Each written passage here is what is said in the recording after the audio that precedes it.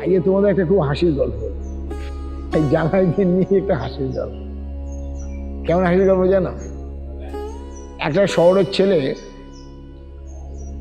মানে গ্রামের ছেলে শহরের মেয়েকে বিয়ে করেছে, বুঝলে? গ্রামের ছেলে শহরের মেয়েকে বিয়ে করেছে।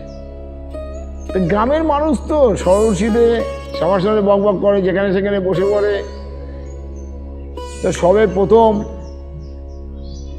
শ্বশুর বাড়ি যাবে, জামাই ষষ্ঠী, শ্বশুর বাড়ি যাবে প্রথম বিয়ের পর। তা মা ডেকে বলছে, মা বলছে, শোন বাবা, শহরের লোক তো বেশি কথা বলে না, আর বেশি কথা পছন্দও করে না। বলে হ্যাঁ মা জানি তো। বলে জানিস বললে হবে না, কারণ যাই বলুক না কেন তুই না আর হ্যাঁ করে ছেড়ে দিবি। আর শোন বাবা, তুই যেমন এখানে যেখানে সেখানে বসে পড়ি, শহরের লোক কিন্তু এটা পছন্দ করে না, তোর ওয়েট থাকবে না, তোকে সবাই নিয়ে ব্যঙ্গ করবে। তুই যেখানে সবাই বলবে তার উপরে বসবি সবাই। বলে ঠিক আছে মা, তাই হবে। তাই জামাই গেছে ট্রেনে করে, শ্বশুর আনতে গেছে গাড়ি নিয়ে জামাইকে। তা জামাই তো জিনিস ব্যাগ ট্যাগ নিয়ে নেমেছে, নামার পরে বলছে, বাবা সব মালপত্র নেমেছে তো? বলে না। বলে নামিনি? তাহলে কি ট্রেনে রয়ে গেল? হ্যাঁ। শ্বশুর তাড়াতাড়ি ট্রেনে উঠে খুঁজতে গেছে, ট্রেন ছেড়ে দেবে। বলে তুমি কি নামাওনি? হ্যাঁ। শ্বশুর বললো ঠিক আছে বাবা। বলে চলো গাড়িতে চলো, সব উঠি। বলছে না। শ্বশুর বলছে কেন বাবা, তুমি কি আমার উপর রাগ করেছো? বলে হ্যাঁ। বলে কেন রাগ করেছো? বলে না। বলে তাহলে গাড়িতে ওঠো।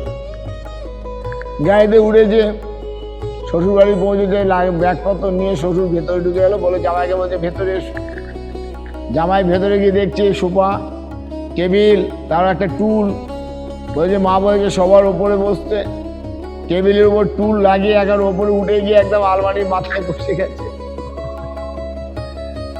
বুঝলে, আলমারির মাথায় বসে গেছে। শালি এসে খুঁজছে জামাইবাবু কোথায়, জামাইবাবু কোথায়। দেখছি আলমারির মাথায় বসে। বলে জামাইবাবু আপনি নামুন, হাত পা ধুয়ে খাবেন, আসুন। বলে হ্যাঁ। নেবে হাত পা ধুয়ে খেতে বসছে। তার লুচি দিয়েছে, আলুর দম দিয়েছে, মিষ্টি ফল টল কেটে দিচ্ছে। নতুন জামাই এসছে। তা জামাই কি করেছে, একটা লুচি একদম আলুতে নিয়ে একদম হা করে করে দিয়ে দিয়েছে। সবাই বলছে একটা লুচি একদম এক গেলে কেন, আমাদের গ্রামের লুচিগুলো তো বড় হয়, শহরের লুচি ছোট। একটা লুচি নিয়ে আলু দিয়ে নিয়ে সবাই হাসাহাসি করছে। বলে কিরকম জামাই বাবা, একটা লুচি একবারে খেয়ে নিচ্ছে, তোর বউ ইশারা করছে মানে দু টুকরো করে খাও। ও হেসে বললো বুঝেছি, একটা লুচির উপর একটা আলু দিয়ে আর একটা লুচি নিয়ে একদম বউ তো খেপে গেল, সবাই তো অবাক। বললো আঙুল দেখে বলো কপাল, মানে মাথা ঠেকাচ্ছে। জামাই হেসে বললো, বর হেসে আছে, বউ আমাকে বলছে হ্যাঁ 4টে লুচি খেতে হবে। একেবারে 4টে লুচি আলু নিয়ে কপালে ঠেকিয়ে তখন বউটা ভাবছে যে আগেই ঠিক চলে বারণ করতে গিয়ে বিপদ হলো।